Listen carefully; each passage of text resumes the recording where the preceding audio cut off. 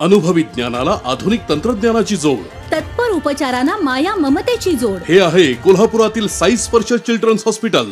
Doctor Venkatesh Taraksaband, doctor Vijay Gawade आणि doctor Amol गिरवलकर यांचा प्रदीर्घ अनुभव आणि बालरोग क्षेत्रातील प्रावीण्य यामुळे साई स्पर्श हॉस्पिटल आहे 0 ते 18 वयोगटातील बालकांचं आरोग्य जपणारं विश्वासार्ह हॉस्पिटल.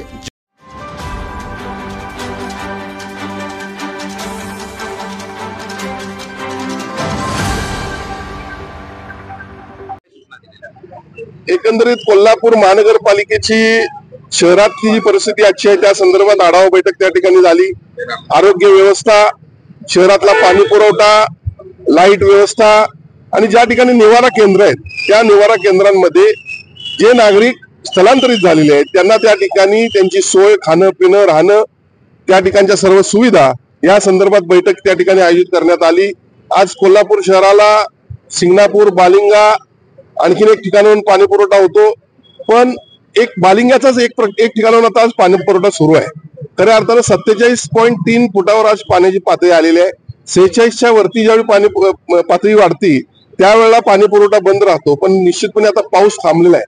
त्यामुळे मला आशा आहे, कारण सन्माननीय मुख्यमंत्री महोदयांनी या कोल्हापूर जिल्ह्यामध्ये परत पूर परिस्थिती निर्माण व्हायला नाही पाहिजे यासाठी कर्नाटकचे मुख्यमंत्री असतील, बेळगाव, विजापूर आणि आपले कोल्हापूर जिल्ह्याचे जिल्हाधिकारी असतील यांच्याशी समन्वय साधत कर्नाटकनं पुढं अलमट्टी धरणातून विसर्ग वाढवावा यासाठी प्रयत्न केले आणि ते निश्चितपणे आज या ठिकाणी आपल्या उपयोगाला आलेले.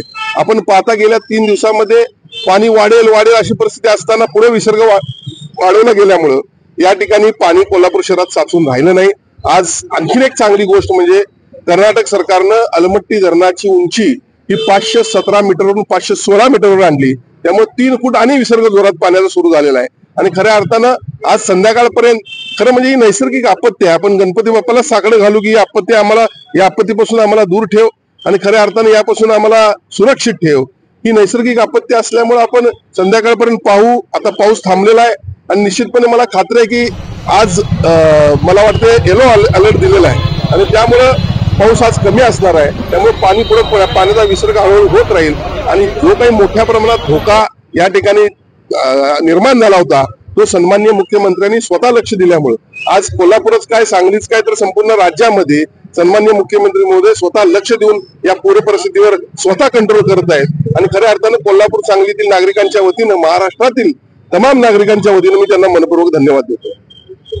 नमस्कार, मी प्रथमेश परब. माझा महाराष्ट्र कोल्हापूर या चॅनलला लाईक करा, शेअर करा आणि सबस्क्राईब करा.